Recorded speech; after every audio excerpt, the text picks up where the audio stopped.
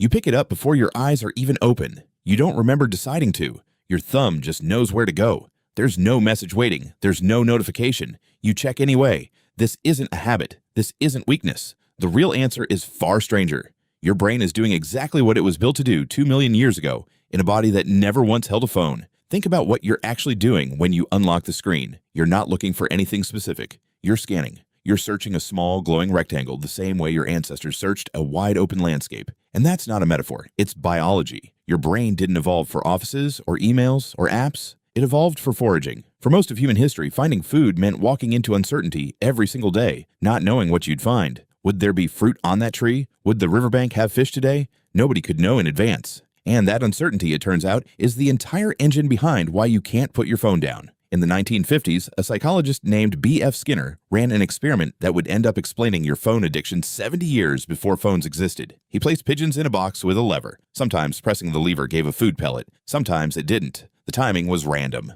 And something unexpected happened. Pigeons that received food every single time they pressed the lever eventually stopped pressing it. They knew what to expect, so it stopped being interesting. But the pigeons on the random schedule, they pressed the lever obsessively, over and over, even when nothing came out. Skinner called it a variable ratio reinforcement schedule, and it turned out to be one of the most powerful behavioral forces ever documented. Uncertainty, not reward, was the hook. Your phone runs on the exact same schedule. Sometimes you unlock it and there's nothing. Sometimes there's a message that makes your whole day better. You never know which one it'll be, and that not knowing is precisely why you keep checking. But why would your brain be built to respond that way at all? Why would uncertainty feel like something worth chasing? Because for nearly the entire span of human existence, uncertainty was the only path to survival. An anthropologist named Hillard Kaplan spent years studying the Ache, a hunter-gatherer community in Paraguay, tracking exactly how they foraged for food. What he found was that success was never guaranteed. A hunter might walk for hours and come back with nothing, or he might come back with enough meat to feed the entire group for a week. The outcome was unpredictable, and that unpredictability is precisely what kept early humans searching instead of giving up.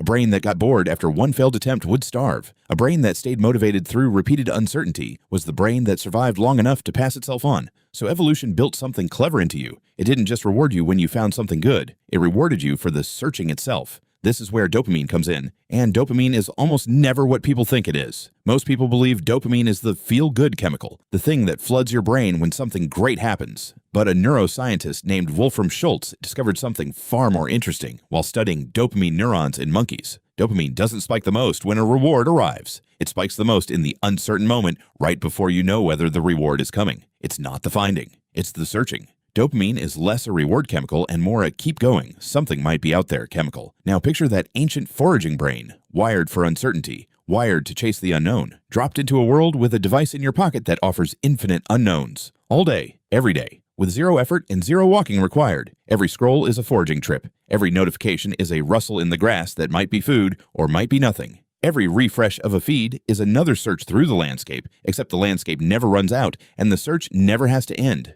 Your ancestors foraged because the land was uncertain and resources were scarce. You scroll because the feed is uncertain and content is infinite. Same brain, same drive, different landscape. And here's the part that should genuinely unsettle you. Your ancestors' foraging had a natural stopping point. Eventually the sun went down. Eventually the body got tired. Eventually there was simply nowhere left to search. The environment itself put a limit on the behavior. Your phone has no sunset. There is no edge to the feed. The landscape you're foraging in was built by people who understand this ancient hunger better than you understand it yourself. And they built it to never run dry. This is why willpower alone rarely works. You're not fighting a bad habit. You're fighting a system that was fine-tuned over millions of years to keep you searching, layered underneath a system built in the last 15 years, specifically to exploit that search. It's not a fair fight. It was never supposed to be. So what do you do with that? You stop blaming yourself for something that isn't a character flaw. That's the first shift. The urge to check isn't proof that you're undisciplined. It's proof that your brain is functioning exactly as it was designed to in an environment it was never designed for. The second shift is recognizing the pattern for what it is. Once you know that the pull you feel is the same pull that sent your ancestors across the savannah, it becomes a little easier to catch yourself mid-reach. You can ask yourself, in that half second before you unlock the screen, am I looking for something, or am I just foraging out of habit?